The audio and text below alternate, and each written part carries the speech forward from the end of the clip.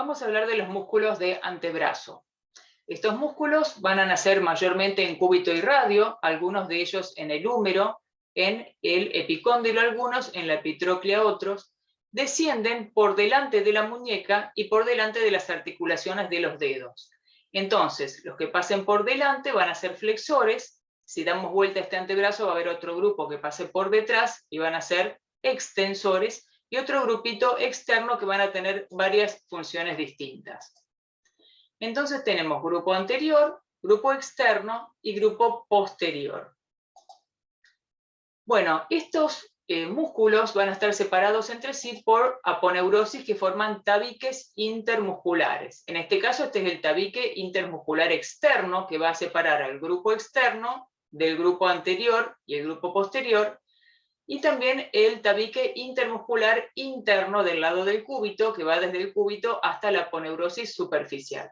También entre cúbito y radio vamos a encontrar una membrana interósea que divide al grupo anterior del grupo posterior. Aquí lo vemos esquemáticamente, estos dos serían los huesos. Fíjense que el grupo externo tiene una disposición en un plano que es parasagital, mientras que el grupo anterior y el grupo posterior se disponen en un plano coronal. En el grupo anterior vamos a tener 4 planos, en el grupo posterior 2 planos, y en el grupo externo 4 músculos encimados uno sobre el otro. Estos músculos tienen una característica, todos los del antebrazo, son musculares en la porción proximal y son tendinosos en su parte distal, y van a llegar algunos a la muñeca, otros a los dedos, y dependerá de eso la función que va a tener cada uno de los músculos. Los que llegan hacia los dedos van a pasar por debajo de este ligamento, que es el ligamento anular anterior del carpo, que sostiene todos esos tendones contra la muñeca para que no se luxen con cada contracción muscular. Entonces, en el grupo anterior vamos a tener 4 planos. Un plano profundo, el plano de los flexores profundos, el plano del flexor superficial y los epitrocleares. El primero es un musculito muy pequeño, el pronador cuadrado, que va a tirar desde el radio para colocarlo sobre el cúbito y de esa manera hacer una pronación de antebrazo. Luego tenemos un plano que está representado por 2 flexores. Uno que es únicamente para el pulgar, que es el flexor largo propio del pulgar, y otro que es para los 4 últimos dedos. De este cuerpo muscular van a partir entonces 4 tendones para los 4 últimos dedos, que van a llegar hasta la tercera falange. Ahora bien, estos 2 músculos ocupan la mayor parte del cúbito del radio y la membrana interósea.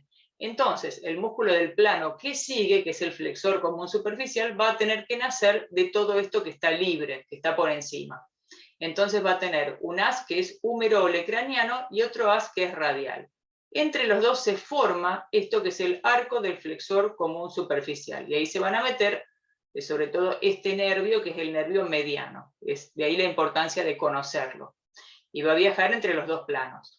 Bueno, este flexor común superficial, al igual que el anterior, se divide en 4 tendones, que después vamos a ver en la próxima diapositiva cómo terminan. Por último, el grupo de los epitrocleares, que van a ser estos 3 musculitos. 2 de ellos van a llegar a la palma de la mano, uno llega al segundo metacarpiano, que es el palmar mayor, el que le sigue es el palmar menor, que forma una aponeurosis triangular en la palma de la mano, que se llama aponeurosis palmar media. Esos 2, junto con el tercer musculito, que es el cubital anterior, que viene acá hasta el hueso pisiforme, son los 3 flexores de la mano. Como ustedes notarán, no llegan a los dedos. Y los 3 juntos flexionan justamente la mano actuando al unísono. Bueno, lo que decíamos antes, este tendón amarillo es el tendón del flexor profundo. Fíjense que va bien pegado al hueso, por eso es el profundo, y llega hasta la tercera falange. El otro tendón del flexor común superficial, que es el tercer plano, va a descender por delante del tendón del profundo. Pero cuando llega a la segunda falange, fíjense lo que le pasa, se abre en 2 para dejar como una especie de puente para que pase por debajo el tendón del flexor largo profundo. Entonces, este que está acá, que es el superficial, va a ser el tendón perforado, y el que pasa por debajo, que es el del profundo, va a ser el tendón perforante. Aquí lo vemos de costado, es bastante complejo, tiene varios anclajes a distintos huesos, y se llama quiasma tendinosum camperi. Vamos al grupo posterior. Este grupo también nace en cúbito y en radio, sobre todo el grupo profundo, y el grupo superficial van a ser desde el epicóndilo, son músculos epicondilios, nacen del lado externo del codo. Bueno, los profundos se van a disponer a manera de escalera, uno sobre el otro, o sea que algunos son largos y los últimos son más cortitos. Bueno, van a ser, entonces, estos músculos profundos, 4 músculos para 2 dedos. Fíjense que 3 de esos tendones van a este dedo, al primer dedo, y otro va al segundo dedo. Vamos a ver los nombres. Entonces tenemos el separador largo del pulgar, que es este que viene aquí y que termina en la base del primer metacarpiano, luego 2 extensores. El extensor corto, que llega a la primer falange, y el extensor largo, que llega a la falange distal. De ahí el nombre, que uno es corto y el otro es largo. Y por último, el extensor propio del índice. O sea que 4 musculitos para esos 2 dedos. Y obviamente su acción va a ser sobre los dedos.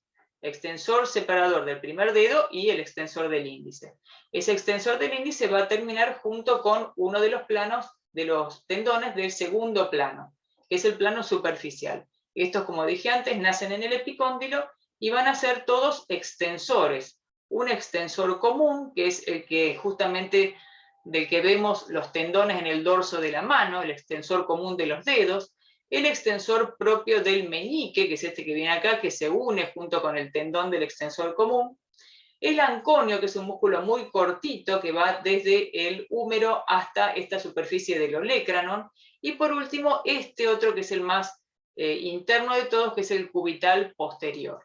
El cubital posterior obviamente llega únicamente hasta los músculos, hasta los huesos de la muñeca y va a extender la mano, mientras que el extensor común y el meñique van a extender los 4 últimos dedos.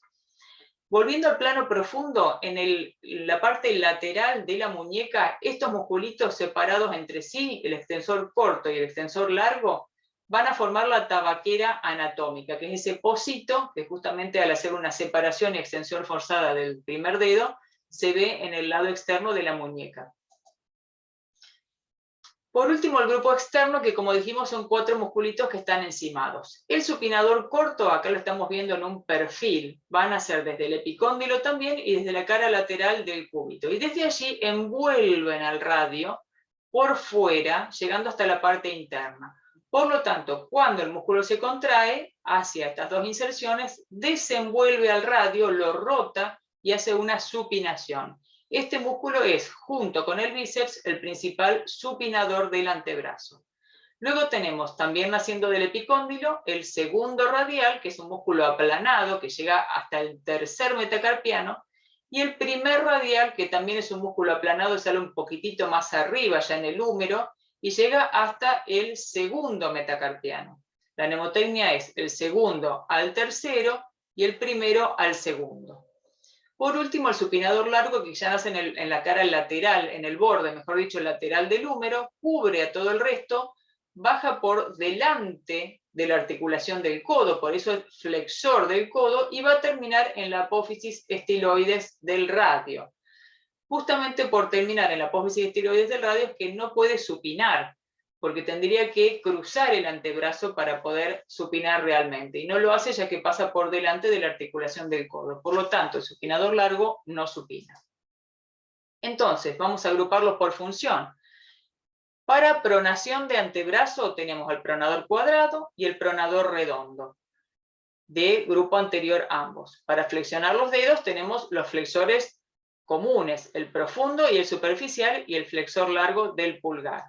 Y para flexionar la mano tenemos los 2 palmares, el menor y el mayor, y el cubital anterior. Todo eso el grupo anterior. Estas son las 3 funciones que tiene el grupo anterior. En el grupo posterior tenemos a los profundos, que son los que terminaban en esos 2 dedos, en los 2 primeros dedos, separador largo del pulgar, extensor corto y largo, y el extensor propio del índice, que tienen como funciones lo que dice cada uno de sus nombres. Y el plano superficial, donde estaba el extensor común, el del meñique, que extiende los dedos, el anconio, que es cortito, que era extensor del codo, y el cubital posterior, que es extensor de la muñeca. Y lo más raro es el grupo externo. ¿Por qué? Porque tenemos al supinador corto, que realmente supina el antebrazo, los dos radiales se hacen dorsales, o sea, una vez que llegan a la muñeca, pasan al dorso de la mano, y por lo tanto son extensores de la mano, pasan por la parte lateral de la muñeca hasta llegar a segundo y tercer metacarpiano, como vimos antes, y el supinador largo que no supina, sino que flexiona el antebrazo. Están inervados todos por el nervio radial. Pero fíjense que aquí en el grupo externo las funciones no se condicen con el nombre de cada uno de los músculos. Bueno, y acá tenemos la pronosupinación con una prensión con una prensa completa de mano. Fíjense que la pronosupinación tiene un eje que pasa por la cabeza del radio y por la cabeza del cúbito, ese es el eje, el rojo, y que el radio rota, como se ve aquí en esta flecha, y se coloca por sobre el cúbito. Como se ve aquí en la figura, este es un antebrazo supinado y esto es un antebrazo pronado con el radio que se trasladó, su extremidad inferior, para colocarse sobre el cúbito.